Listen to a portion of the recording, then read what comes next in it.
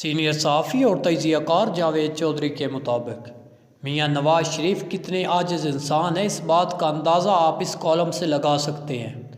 میں نے ڈرائیور سے پوچھا، آپ کتنے وزیر اعظم کے ساتھ ڈیوٹی کر چکے ہیں؟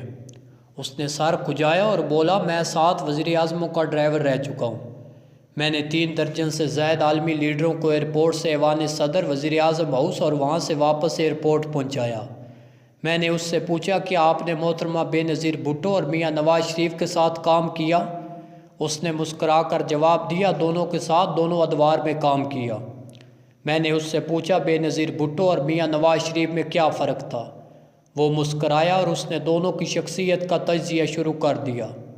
ہم لوگ پوری دنیا سے چھپ سکتے ہیں، ہم خود کو اپنے دوستوں اور دشمنوں تک سے چھپا سکتے ہیں، ہم دنیا کو جعلی اور نقلی مسکراہٹ سے بہلا سکتے ہیں، مگر ہم خود کو اپنے ڈرائیوروں سے نہیں چھپا سکتے۔ ہم لوگوں سے ہاتھ ملاتے ہیں، ان کا شکریہ ادا کرتے ہیں، ان پر مسکراہٹیں نچھاور کرتے ہیں، مگر ہم جو ہی اپنی گاڑی میں بیٹھتے ہیں، ہم مسکراہٹوں، شکریہ اور بائے بائے کے ماسک اتار کر سائیڈ پر رکھ دیتے ہیں۔ ہمارا اصل چہرہ پوری طرح ننگا ہو جاتا ہے، ہمارا اصل سامنے آ جاتا ہے اور اس اصل کا پہلا گواہ ہمارا ڈرائیور ہوتا ہے۔ آپ دنیا بھر کے ڈرائیوروں کی عادتیں نوٹ کیجئے، آپ کو ان میں 3 چیزیں مشترک ملیں گی۔ آپ جو ہی گاڑی میں بیٹھیں گے، ڈرائیور بیک مرر سے آپ چہرے کو غور سے دیکھے گا۔ یہ اس وقت آپ کے چہرے کا ننگا پن دیکھ رہے ہوں گے یا آپ کا اصل روپ دیکھ رہے ہوتے ہیں۔ دوسرا، یہ جب بھی کسی جگہ رکتے ہیں، یہ گاڑی سے اتر کر دوسرے ڈرائیور کے ساتھ بیٹھتے ہیں۔ یہ دونوں چند لمحوں میں آپس میں اپنی معلومات کا تبادلہ کر لیتے ہیں۔ یہ اس سفر کے دوران اپنے صاحب کے بارے میں جو محسوس کرتے ہیں، نہایت ایمانداری سے وہ سب کچھ اپنے ڈرائیور بھائی کو بتا دیتے ہیں اور وہ یہ معلومات شام تک پورے شہر تک پہنچا دیتا ہے۔ تیسرا، ڈرائیوروں کی ججمنٹ بہت تیز ہوتی ہے۔ آپ پوری دنیا کو دھوکہ دے سکتے ہیں مگر اپنے ڈرائیور کو دھوکہ نہیں دے سکتے، کیونکہ یہ چیڑے پڑنے کا ماہر ہے۔ یہ دھوکے باز، جھوٹے، فریبی، اچھے، نیک اور ایماندار شخص کو فوراً پہچان جاتا ہے۔ لہٰذا آپ اگر کسی شخص کے بارے میں اصل اور مکمل معلومات حاصل کرنا چاہتے ہیں تو آپ کو اس کے ڈرائیور کو اعتماد میں لینا چاہیے۔ وہ آپ کو جو معلومات دے گا وہ 100% سالڈ ہوں گی۔ مجھے چند سال قبل وزیر اعظم ہاؤس کے ایک ڈرائیور سے ملاقات کا موقع ملا۔ یہ کسی کام کے سلسلے میں میرے پاس آیا تھا، میں نے اسے پاس بٹھا لیا، اس کے موجودہ اور سابقہ صاحبوں کے بارے میں پوچھنا شروع کر دیا۔ وہ آہستہ آہستہ بتاتا چلا گیا، میں حیران ہوتا گیا۔ میں نے اس سے محترمہ بے نظیر بھٹو اور میاں نواز شریف کے بارے میں خصوصی طور پر پوچھا۔ اس کا کہنا تھا، محترمہ بے نظیر بھٹو بہت سخت خاتون تھی، لوگ ان سے بہت ڈرتے تھے۔ وہ درجنوں لوگوں کی موجودگی میں اپنے سٹاف کو جھڑک دیتی تھی۔ انہوں نے ایک بار اپنے پرنسپل سیکرٹری کو ایک قمیض دی، وہ میچنگ دوپٹے خریدنے کا حکم دیا۔ وہ بیچارہ اس معاملے میں کورا تھا، وہ 2-3 دوپٹے خرید لایا مگر محترمہ کو پسند نہ آئے، چنانچہ انہوں نے گاڑی میں میرے سامنے انہیں جھاڑ پلا دی۔ وہ ایئرپورٹ جاتے ہوئے راستے میں گاڑی رکوا کر ناپسندیدہ افسروں کو نیچے بھی اتار دیتی تھی، جبکہ میاں نواز شریف ان کے برعکس ایک نرم طبع انسان ہے، غصہ پی جاتے ہیں۔ میں نے میاں نواز شریف سے متعلق کوئی دلچسپ واقعہ سننے کی درخواست کی۔ اس نے ہنس کر بتایا، یہ 1992 کا واقعہ ہے۔ سعید مہدی صاحب اس وقت راولپنڈی ڈویژن کے کمشنر تھے، میاں نواز شریف وزیر اعظم اور محترمہ بے نظیر بھٹو اپوزیشن لیڈر تھی۔ بی بی ان دنوں میاں نواز شریف کے خلاف راولپنڈی، اسلام آباد میں جلوس نکالتی تھی، یہ لانگ مارچ بھی کر دیتی تھی۔ میاں صاحب ان جلوسوں سے بہت تنگ تھے۔ محترمہ نے ایک دن راولپنڈی میں جلوس نکالنے کا اعلان کر دیا۔ میاں نواز شریف نے سعید مہدی کو حکم دیا، آپ بی بی کو روکیں گے۔ سعید مہدی نے پوری کوشش کی مگر بی بی انتظامیہ کو چکمہ دے کر راولپنڈی پہنچ گئی۔ انٹرنیشنل میڈیا بھی وہاں آ گیا، اس نے بی بی کو بے تحاشا کوریج دی۔ میاں صاحب سعید مہدی صاحب سے ناراض ہو گئے۔ مہدی صاحب انہیں مل کر اپنی پوزیشن واضح کرنا چاہتے تھے مگر میاں صاحب ان سے ملاقات کے لیے راضی نہیں ہو رہے تھے۔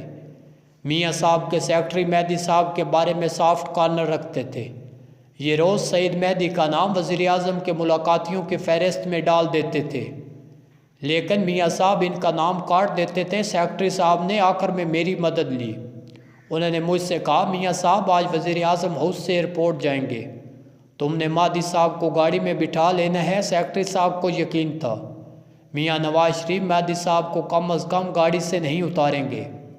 پروگرام کے مطابق میاں صاحب گاڑی میں بیٹھے اور دوسرا دروازہ کھول کر سعید مہدی بھی اندر بیٹھ گئے۔ اگلی سیٹ پر سیکرٹری صاحب بیٹھ کے ہم پرائم منسٹر ہاؤس سے باہر نکل آئے۔ پروٹوکول کے مطابق وزیر اعظم اور صدر 24 منٹ میں ایئرپورٹ پہنچتے ہیں۔ انہیں وقت پر پہنچانا میری ذمہ داری ہوتی ہے، سعید مہدی صاحب نے گفتگو شروع کر دی۔ میاں نواز شریف نے دوسری طرف منہ پھیر لیا مگر مہدی صاحب بولتے رہے۔ میاں نواز شریف کی عادت ہے، یہ جب غصے میں آتے ہیں تو ان کے کان سرخ ہو جاتے ہیں۔ میں بیک مرر میں دیکھ رہا تھا، میاں صاحب کو دونوں کان سرخ تھے۔ میں ڈر گیا، سیکرٹری صاحب کا رنگ بھی فاق تھا، مگر سعید مہدی صاحب مسلسل بول رہے تھے۔ اس دوران میاں نواز شریف کی برداشت جواب دے گی۔ وہ مہدی صاحب کی طرف مڑے، انہوں نے غصے سے کہا، مہدی صاحب آپ کو میرے احسانات یاد نہیں آئے؟ میں نے آپ کو کہاں سے اٹھایا اور کہاں پہنچا دیا؟ میاں صاحب اس کے بعد اپنے وہ تمام احسانات دہرانے لگے جو انہوں نے مہدی صاحب پر کیے تھے۔ مہدی صاحب چپ چاپ سنتے رہے۔ وزیر اعظم جب تھک گئے تو مہدی صاحب نے ان کی طرف دیکھا اور میاں صاحب سے مخاطب ہوئے، میاں صاحب یاد رکھیں، مجھ پر یہ تمام مہربانیاں میرے اللہ نے کی ہے۔ آپ صرف وسیلہ تھے، میں وسیلہ بننے پر آپ کا صرف شکریہ ادا کر سکتا ہوں، مگر میرا شکر صرف میرے اللہ کی امانت ہے۔ یہ سن کر میاں نواز شریف نے چند لمحوں کے لیے منہ پھیر لیا۔ وہ کھڑکی سے باہر دیکھنے لگے، پھر انہوں نے اچانک میرے کندھے پر ہاتھ رکھا اور حکم دیا، گاڑی روک دو۔ ہم لوگ اس وقت فیض آباد کے قریب پہنچ چکے تھے۔ فیض آباد کا پل ابھی نہیں بنا تھا اور راول ڈیم چوک سے لے کر فیض آباد تک ویرانہ ہوتا تھا۔ میں نے گھبرا کر سیکرٹری صاحب کی طرف دیکھا، وہ بھی انتہائی پریشان تھے۔ ہم پروٹوکول کے ضابطوں کے مطابق وزیر اعظم کی گاڑی راستے میں نہیں روک سکتے تھے، چنانچہ میں گاڑی چلاتا رہا۔ میاں صاحب نے مجھے دوسری بار سخت لہجے میں حکم دیا، گاڑی روکو۔ میں نے سعید مہدی کی طرف دیکھا، ان کے چہرے پر سکون اور اعتماد تھا۔ وہ ذہنی طور پر ہر قسم کے حالات کا سامنا کرنے کے لیے تیار تھے۔ میں نے گاڑی روک دی۔ ہمارے رکتے ہی پروٹوکول اور سیکورٹی کی تمام گاڑیاں رک گئی۔ کمانڈوز نے نیچے کود کر پوزیشن سنبھال لی۔ میاں صاحب گاڑی سے اترے اور سڑک سے نیچے اتر گئے۔ سامنے جھاڑیاں تھیں، وہ جھاڑیوں میں چلے گئے۔ ہم خوف اور پریشانی کے عالم میں انہیں دیکھنے لگے۔ وہ جھاڑیوں میں ککر کے ایک درخت کے قریب رکے، کانوں تک ہاتھ اٹھائے اور نماز شروع کر دی۔ وہ ننگی زمین پر رکوع بھی کر رہے تھے اور سجدے بھی۔ ہم لوگ انہیں بلندی سے دیکھ رہے تھے، ہم میں سے کسی میں نیچے اترنے کی ہمت نہیں تھی۔ وزیر اعظم نے 2 نفل پڑھے، دعا کی اور واپس آ گئے۔ ان کے کپڑے اور جوتے گندے ہو چکے تھے۔ ہمارا قافلہ چل پڑا۔ گاڑی میں مکمل خاموشی تھی۔ سیکرٹری صاحب نے ذرا سی ہمت کی اور گیلے ٹیشوز کا ڈبہ ان کی طرف بڑھا دیا۔ میاں صاحب نے ایک ٹیشو اٹھایا اور سعید مہدی سے مخاطب ہوئے، مہدی صاحب میں معافی چاہتا ہوں، میں غصے میں بڑا بول گیا۔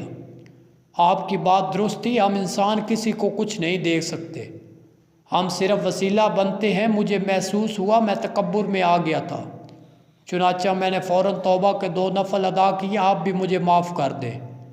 یہ سن کر سعید مہدی کی آنکھوں میں آنسو آ گئے۔ انہوں نے ٹیشو اٹھا کر آنکھوں پر رکھ لیے۔